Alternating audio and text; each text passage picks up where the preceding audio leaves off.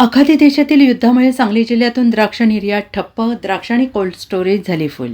आखाती देशातील युद्धामुळे सांगली जिल्ह्यातून द्राक्ष निर्यात ठप्प झाली आहे. त्यामुळे द्राक्ष आणि कोल्ड स्टोरेज फुल झाली असल्याचं चित्र दिसून येते. या युद्धजन्य परिस्थितीमध्ये जर द्राक्ष निर्यात करायची असेल, अधिकचा कर द्यावा लागेल असं सांगण्यात येत असल्याचं द्राक्ष निर्यातदार सांगत आहेत. त्यामुळे द्राक्ष बागायतदारांच्या बरोबर द्राक्ष निर्यातदार देखील मोठ्या संकटात सापडले आहेत.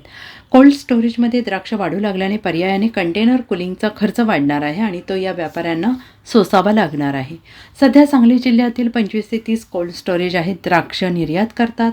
साधारणतः 250 ते 300 कंटेनर द्राक्षमाल कोस्टरमध्ये आहे. सध्या सुरू असलेल्या आखाती देशातील युद्धामुळे सांगली जिल्ह्यातील द्राक्ष बागायतदारांना खूप मोठा फटका बसत आहे. गेल्या 3 दिवसापासून द्राक्षाची पूर्ण पॅकिंग आणि निर्यात थांबलेली आहे. JNPTवरून आखाती देशामध्ये जाणारे सर्व कंटेनर्स हे एकतर तिथं थांबलेले आहेत किंवा आता परत पाठवण्याच्या प्रोसिजरमध्ये आहेत. आणि साधारण आत्ताच्या घडीला 40% द्राक्षे ही अजून शेतात आहेत. सगळ्या कोल्ड स्टोरेजमध्ये मिळून सांगली जिल्ह्यातल्या 250 ते 300 कंटेनर मटेरियल हे कोल्ड स्टोरेजमध्ये आहेत. कोल्ड स्टोरेजची कॅपॅसिटी पूर्ण संपल्यामुळे आता नवीन जो पॅकिंग झालेला माल आहे तो कोल्ड स्टोरेजमध्ये ठेवण्याची परिस्थिती राहिलेली नाही. आणि या सर्वाचा विचार करता हे जे आता द्राक्षे जे हार्वेस्टिंगला आलेले आहेत, ही जर वेळेत हार्वेस्टिंग नाही झाली तर ती आपल्या डोमेस्टिक मार्केटला जातील आणि त्याचा परिणाम म्हणून डोमेस्टिक मार्केटचे रेट कमी येण्याची शक्यता आहे. आम्ही सर्व द्राक्ष बागायतदार उत्पादकांना आवाहन करतो आहे की थोडासा तुम्ही धीर धरा. समजा 4-5 दिवसामध्ये जर परिस्थिती सुधारली तर परत निर्यात चालू होईल आणि परत आपले दर हे स्टेबल राहतील. पण जर हे युद्ध असंच पुढं राहिलं आणि जर ही निर्यात जर झाली नाही, आता आज सकाळपासून थोडंसं एक चांगली गोष्ट अशी झाली आहे की काही एक्स्ट्रा चार्ज भरून काही शिपिंग लाईन रिस्क घेऊन काही कंटेनर घेऊन पुढं जाण्याच्या मनस्थितीत आहेत. साधारण 3.5 लाख रुपये एका कंटेनरसाठी ते एक्स्ट्रा चार्ज करत आहेत आणि फक्त त्यांनी रिस्क जो आहे ते रिस्क फक्त निर्यातदारावरती ढकलून ते रिकामे झालेले आहेत. पण त्याही परिस्थितीमध्ये जो पॅकिंग केलेला माल आहे तो पॅकिंग केलेला माल आम्ही पुढं पाठवण्याच्या मनस्थितीत आहोत. परिस्थिती हळूहळू सुधारेल अशी अपेक्षा आहे. पण नाही सुधारली तर ही द्राक्ष उत्पादकांच्या दृष्टीनं खूप खेदाची बाब आणि खूप चिंतेची बाब होणार आहे. किती कंटेनर आहे जिथं किती अडकले आणि किती पडले? साधारण आता इथे पॅकिंग जे करून स्टोरेजमध्ये जे तयार आहेत कंटेनर रेडी टू डिस्पॅच ते 250 ते 300 कंटेनर आहेत.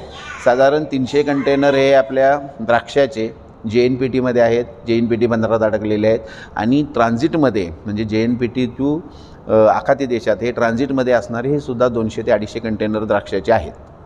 नमस्कार, मी दत्ताजी पाटील, शिवसाई कोल्ड स्टोरेजचा मालक.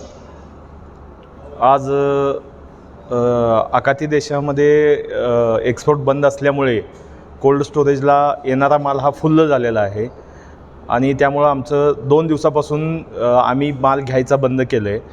स्टोरेजमध्ये माल फुल्ल असल्यामुळं बाहेर माल जायला फार मोठा प्रॉब्लेम झाला आहे. जवळजवळ आमच्या कोल्ड स्टोरेजमध्ये एक 40 कंटेनरची कॅपॅसिटी आहे. त्यामध्ये आत्ता सगळेच्या सगळे चेंबर माझे फुल्ल झालेले आहेत. त्यामुळे मी बाहेरचा माल हा माल बाहेर गेल्याशिवाय दुसरा माल घेऊ शकत नाही.